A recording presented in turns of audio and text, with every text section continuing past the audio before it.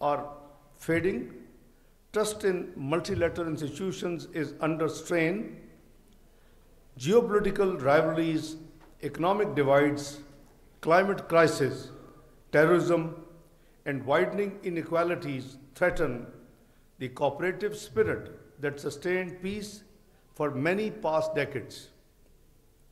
At such a moment, forums like this conference carry exceptional significance. This reminds us that multilateralism must not only be preserved, it must be revitalized through openness, inclusion, and the active participation of people's representatives. This is how we can rebuild trust in international cooperation based on dialogue, diplomacy, mutual respect, and shared responsibility. This year's theme, Peace, Security, and Development, highlights a simple but very powerful truth. These goals go hand in hand. At both domestic and international levels, peace enables growth, development sustains peace, and security and cooperation fortify the foundations for progress. To achieve these objectives, we must ensure that institutions are accountable and inclusive, both nationally and internationally, so that the benefits of peace, security, and development reach all the people. Excellencies, distinguished guests, peace and security are not abstract ideals, they are essential conditions for human progress. The persistence of conflicts and unresolved disputes continue to cast long shadows over our shared aspirations. These challenges transcend borders, demanding collective resolve and coordinated action. No nation, no matter how strong or self-reliant, can confront these alone. One of the major global challenges of our time is terrorism. Pakistan has been a bulwark against this menace that does not recognize any boundary, religion, gender, ethnicity, or race. We categorically reject acts of terrorism in all forms and manifestations, whether these take place in Islamabad, as it happened yesterday, or anywhere else in the world. Just we witnessed two heinous acts of terrorism in Wana and Islamabad in last 48 hours, resulting in loss of 15 precious lives. We strongly condemned this heinous act of violence and extend our deepest condolences to the bereaved families. Let me be very clear. These cowardly acts will never shake or weaken our national resolve to deal with this menace. If anything, they reaffirm our conviction that dialogue, understanding, and partnerships are the only sustainable path to peace and security.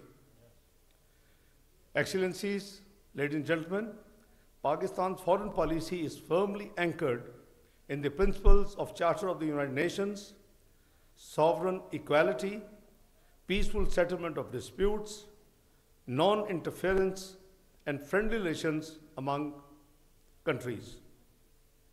These principles guide our engagement not only at the UN, but also at other multilateral platforms, including the Organization of Islamic Cooperation, Shanghai Cooperation, and of course here at the ISC. From Pakistan's perspective, dialogue has always been our preferred instrument for stability and progress.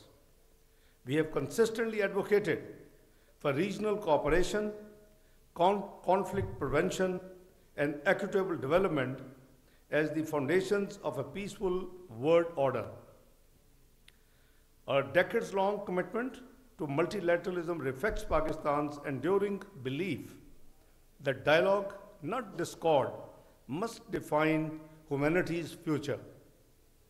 Parliamentary and executive diplomacy, working hand in hand, make this engagement credible, consistent, and people-centered. Excellencies, ladies and gentlemen, Pakistan is honored to serve as a non-permanent member of the United Nations Security Council for the 2-year term 2025 and 2026. As the President of the Security Council in July 2025, I convened an open debate on promoting international peace and security through multilateralism and peaceful settlement of disputes. The Council also, after years, unanimously adopted a Pakistan-sponsored resolution on strengthening mechanism for the peaceful settlement of dispute.